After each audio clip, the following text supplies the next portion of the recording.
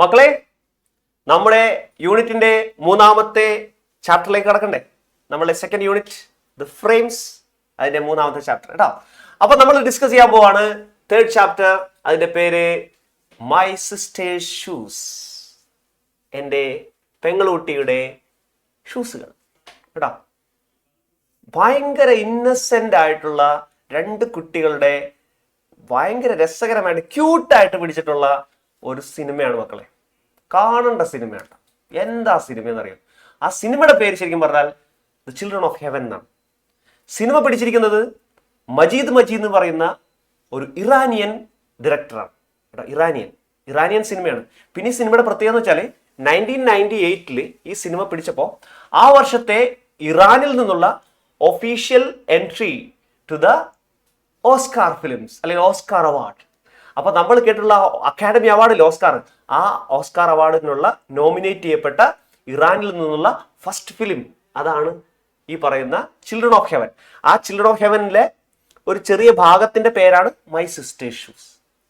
ആ സിനിമയിലെ കഥയല്ല നിങ്ങൾക്ക് പഠിക്കാനുള്ളത്, അതിന്റെ സ്ക്രിപ്റ്റ്, അതിന്റെ തിരക്കഥയാണ് നിങ്ങൾക്ക് തന്നിട്ടുള്ളത്. ആ ചെറിയ ഭാഗത്തെ തിരക്കഥയുടെ പേരാണ് മൈ സിസ്റ്റേഴ്സ് ഷൂസ് കേട്ടോ. കഥ ഭയങ്കര രസമാണ്. ആ പിള്ളേരുടെ അഭിനയം, ആ നിഷ്കളങ്കമായ അഭിനയമൊക്കെ കാണേണ്ടതാണ് കേട്ടോ. നല്ല രസമുള്ള സിനിമയാണ്, വളരെ ക്യൂട്ടായിട്ടുള്ള സിനിമയാണ്. പക്ഷെ നമുക്ക് പഠിക്കാനുള്ള ഭാഗത്ത് എന്താണ് ആ പഠിക്കാനുള്ളത് നമുക്കൊന്ന് പെട്ടെന്ന് ഓടിച്ചു നോക്കാം കേട്ടോ. ഓക്കെ, വാ.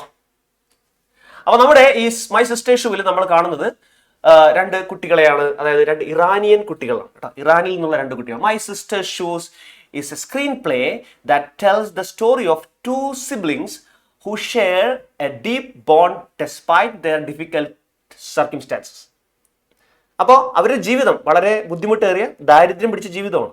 പക്ഷെ അതിൻ്റെ ഇടയിലും ആ ഒരു സർക്കംസ്റ്റാൻസസിൻ്റെ ഇടയിലും അവർ തമ്മിലുള്ള പ്രത്യേക റിലേഷൻ, അവർ തമ്മിലുള്ള ആ സ്നേഹം, ആ സ്നേഹബന്ധം, അങ്ങനെ ആ സ്നേഹബന്ധമുള്ള രണ്ട് സഹോദരങ്ങളുടെ, ഒരു സഹോദരിയുടെയും അവളുടെ ചേട്ടൻ്റെയും കഥയാണ് ഈ പറയുന്ന മൈ സിസ്റ്റേഴ്സ് ഷൂ എന്ന് പറയുന്നത്. ആ ഒരു ഈ പ്ലോട്ടിലെ, അതായത് plot revolves around the younger sister who loses her shoes, a prized possession, and her older brother's efforts to retrieve or replace them. അപ്പോൾ ഇതിലെ പ്രധാന കഥ എന്ന് പറയുന്നത് നമുക്ക് പഠിക്കാനുള്ള മൈ സിസ്റ്റേഴ്സ് ഷൂ എന്ന് പറയുന്ന ഭാഗത്തിൽ തന്നെ കഥ എന്താണ്? ഈ സിസ്റ്ററിന്റെ ഒരു വളരെ പ്രഷ്യസ് ആയിട്ടുള്ള ഒരു ഷൂ കാണാണ്ട് പോവുകയാണ്. അത് പ്രത്യേകിച്ച് കാണാണ്ട് പോകുന്നത് ഈ ചേട്ടന്റെ കയ്യിൽ നിന്നാണ്. അതാണ് ഈ കഥ, പാവങ്ങളുടെ കഥയാണ് കേട്ടോ. അപ്പൊ അവര് പിന്നീട് അത് റീപ്ലേസ് ചെയ്യാനും അതെങ്ങനെയെങ്കിലും റിട്രീവ് ചെയ്യാനൊക്കെ ശ്രമിക്കുന്ന ഈ കുട്ടികളുടെ ശ്രമമാണ്, അവർ നടത്തുന്ന കഷ്ടപ്പാടാണ് ഈ സിനിമയിൽ പിന്നെ നമുക്ക് കാണുന്നത് കേട്ടോ. അപ്പൊ അതാണ് ഈ സിനിമ പറയുന്നത്. അപ്പൊ ഇത് set against backdrop of poverty. അപ്പൊ ഇവരുടെ വീട്ടിൽ ഭയങ്കര ദാരിദ്ര്യമാണ്. അതൊക്കെ ഇതിനകത്ത് നന്നായിട്ട് കാണിക്കുന്നുണ്ട്. നമുക്ക് ആ സ്ക്രിപ്റ്റ് എടുത്ത് നോക്കുമ്പോഴും അതിനകത്ത് കാണാൻ പറ്റും. അച്ഛൻ്റെ അമ്മയുടെയൊക്കെ അവസ്ഥ നമുക്ക് ഇതിനകത്ത് കാണാൻ പറ്റുന്നുണ്ട് കേട്ടോ. The story highlights themes of sacrifice, love and resilience of the human spirit as the siblings navigate their challenges with hope and determination. അപ്പൊ ഇതിനകത്ത് അവരുടെ ആ ഒരു ബുദ്ധിമുട്ടും കഷ്ടപ്പാടിൻ്റെ ഒപ്പം തന്നെ അവർ അനുഭവിക്കുന്ന ആ സ്നേഹവും അതുപോലെ തന്നെ സാക്രിഫൈസും, അവന്റെ ഷൂ അവർക്ക് വേണ്ടി കൊടുക്കുന്നുണ്ടല്ലോ, അതൊക്കെ അവർ സാക്രിഫൈസ് ആയിട്ട് കണക്കാക്കിയൊക്കെയാണ്. പിന്നെ അവരുടെ എന്താണ് ഹോപ്പും പ്രതീക്ഷയൊക്കെ അതിനകത്ത് നന്നായിട്ട് എടുത്ത് കാണിക്കുന്നുണ്ട് കേട്ടോ. നമ്മൾ പറയാ എന്താണ് മൈ സിസ്റ്റേഴ്സ് ഷൂ എന്ന് പറയുന്ന ഈ ഭാഗത്തിൽ തന്നെ നമുക്ക് യൂട്യൂബിലൊക്കെ നോക്കിയാൽ കിട്ടും കേട്ടോ ഈ സംഭവം കേട്ടോ. നിങ്ങൾക്ക് അതിൻ്റെ ഒരു ചെറിയ വീഡിയോ മൈ സിസ്റ്റേഴ്സ് ഷൂവിന്റെ മാത്രം കാണണമെങ്കിൽ അത്രയും ഭാഗം മാത്രമായിട്ടുള്ള വീഡിയോ ഉണ്ട് ഈ സിനിമ എന്നുള്ളത്. അതൊക്കെ കാണുമ്പോൾ തന്നെ നമുക്ക് രസമായിട്ട് തോന്നും. ആ കുട്ടികളുടെയൊക്കെ മുഖത്തെ നിഷ്കളങ്കതയും അഭിനയമൊക്കെ കാണുമ്പോൾ എന്ത് രസമുള്ള ഫ്രെയിംസ് ആണെന്ന് അറിയും. അടിപൊളിയാണ്, കാണണ്ടേ കേട്ടോ. അപ്പൊ എന്തായാലും നമുക്കൊന്ന് പഠിച്ചോളാം. അതിനകത്ത് നമുക്ക് ഹിസ്റ്ററി നോക്കണ്ടേ? നമ്മുടെ പരീക്ഷയിൽ ഈ ചാപ്റ്ററിനുള്ള ഹിസ്റ്ററി നോക്കണ്ടേ? നോക്കിക്കളയാം. നോക്കുമ്പോ ഹിസ്റ്ററി ഒന്നും ഇല്ല അല്ലെ, ഒന്നും കാണുന്നില്ല അല്ലെ. സംഭവം എന്താന്ന് വെച്ച് കഴിഞ്ഞാല് ഈ സ്റ്റോറി അധികം ചോദിച്ചിട്ടൊന്നുമില്ല. ആകെപ്പാടെ ഒരൊറ്റ ചോദ്യം ചോദിച്ചിട്ടുണ്ട്. എവിടെയാണെന്ന് അറിയോ? 2023 കഴിഞ്ഞ വർഷം ഈ ചാപ്റ്ററിൽ നിന്ന് ഒരു ചോദ്യം ചോദിച്ചിട്ടുണ്ട്.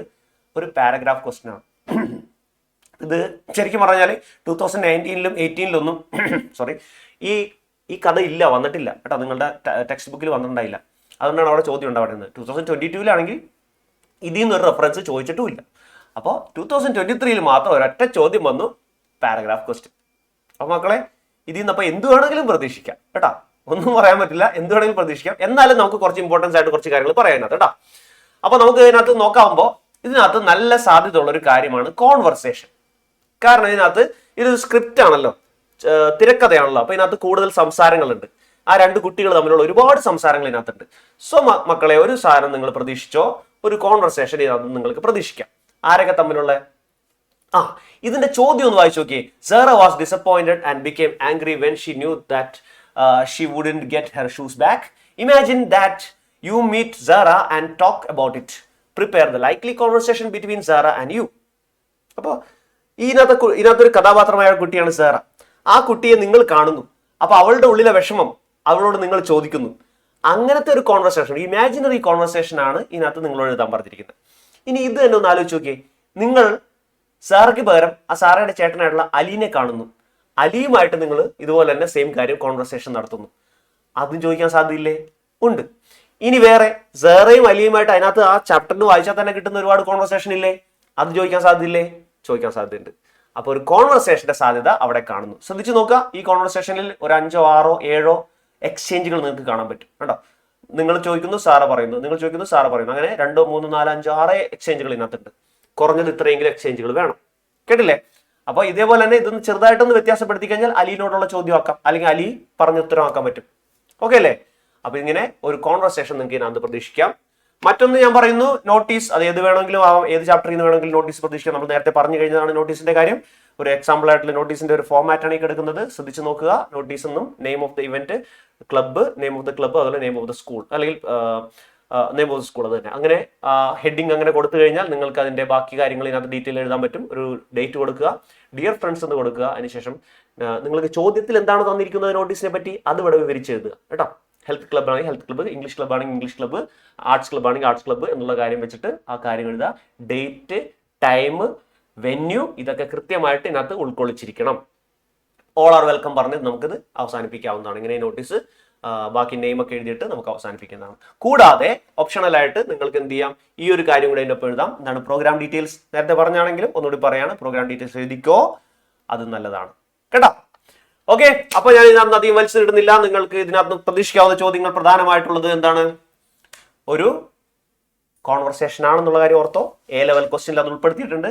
റിവ്യൂ ചിലപ്പോൾ ചോദിക്കാം ഇതിനകത്ത് കഥയെ പറ്റിയുള്ള, അല്ലെങ്കിൽ അതൊരു സിനിമയാണല്ലോ, അപ്പൊ എന്തായാലും റിവ്യൂവിന് ഒരു സാധ്യത അവിടെ കാണുന്നുണ്ട്. പിന്നെ അതിനുള്ളതാണ് മറ്റൊന്നാണ് കോൺവെർസേഷൻ. പിന്നെ ക്യാരക്ടർ സ്കെച്ച്. 2 ക്യാരക്ടർ സ്കെച്ച് ഉണ്ട് അതിനകത്ത്. എന്തൊക്കെയാണ്? ഒന്ന് സാറയുണ്ട്, അലിയുണ്ട്. രണ്ടുപേരും ക്യാരക്ടർ സ്കെച്ചിനുള്ള സാധ്യത ഉണ്ട്. എന്നാലും കൂടുതൽ കോൺവെർസേഷനും സാധ്യത കാണുന്നുണ്ട്. കേട്ടോ, അപ്പൊ A ലെവലിൽ അതാണെങ്കിൽ B ലെവൽ നമ്മൾ നോക്കുകയാണെങ്കിൽ നോട്ടീസ്, അതുപോലെ തന്നെ ഡയറി എന്നുള്ളത് B ലെവൽ ഉള്ള സാധ്യത ഉള്ളതാണ്. രണ്ടാമത് സാധ്യത. ഇനി മൂന്നാമത് സാധ്യത ഞാൻ കാണുന്നെന്ന് പറയുന്നത് ഒരു ലെറ്ററിന്റെ സാധ്യത അവിടെ കാണുന്നുണ്ട്. വിദൂരമായ സാധ്യതയാണ് കേട്ടോ, എന്നാലും ഒരു ലെറ്ററിന്റെ സാധ്യത അവിടെ കാണുന്നു. അത്രേ ഉള്ളൂ. അപ്പോൾ ഇതാണ് ഇതിൽ നിന്നും പ്രധാനമായിട്ടും നിങ്ങൾക്ക് പഠിക്കാനുള്ള കാര്യങ്ങൾ. നമ്മളുടെ മൈ സിസ്റ്റർ ഷൂ എന്നിരുന്നാലും ശരി, ആ സിനിമ ഒന്ന് കാണണോട്ടാ. കേട്ടാ, അത് അടിപൊളി സിനിമയാണ് കേട്ടാ.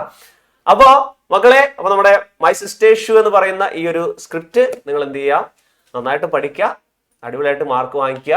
അതുപോലെ തന്നെ മറ്റ് ഞാൻ കൂടുതൽ ഇമ്പോർട്ടൻസ് കൊടുത്ത ചാപ്റ്റേഴ്സ് ഒന്ന് നന്നായിട്ട് ഇരുത്തി പഠിക്കണം കേട്ടോ. പിന്നെ ഞാൻ എപ്പോഴും പറയുന്ന ഒരു കാര്യം, നമ്മളുടെ ഈ ചോദ്യങ്ങളിൽ ആദ്യം വരുന്ന ക്വസ്റ്റ്യൻ പേപ്പറിൽ ആദ്യം വരുന്ന ചോദ്യം എന്താണ്? റീഡിംഗ് കോംപ്രിഹെൻഷൻ ആണ്. അതായത് നിങ്ങൾക്ക് ഒരു പാസേജ് തരും, അതിൻ്റെ ചോദ്യങ്ങൾ അടിയിൽ എഴുതിയിട്ടുണ്ടാവും.